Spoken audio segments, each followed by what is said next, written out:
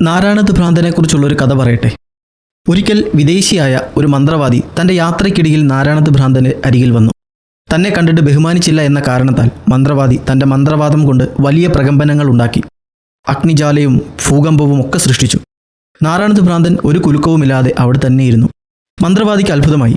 അയാൾ ഭ്രാന്തനോട് ചോദിച്ചു, "നീ എത്ര ധൈര്യശാലിയാണ്, ഞാൻ നിനക്ക് എന്തു ചെയ്തു തരണം?" നാരായണത്ത് ഭ്രാന്തൻ പറഞ്ഞു, "എനിക്ക് ഒന്നും ചെയ്തു തരേണ്ട." മന്ത്രവാദി അത് സമ്മതിക്കാത്തതിനാൽ ഭ്രാന്തൻ പറഞ്ഞു, "എങ്കിൽ എൻ്റെ കാലിലെ മന്തൊന്ന് മാറ്റിത്തരിക."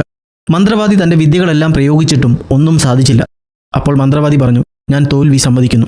പക്ഷേ ഞാൻ തോൽക്കുവാൻ കാരണം എന്താണ്?" ഭ്രാന്തൻ പറഞ്ഞു, "എൻ്റെ കാലിലെ മന്ത് ചെറുപ്പം മുതൽ ഉള്ളതാണ്.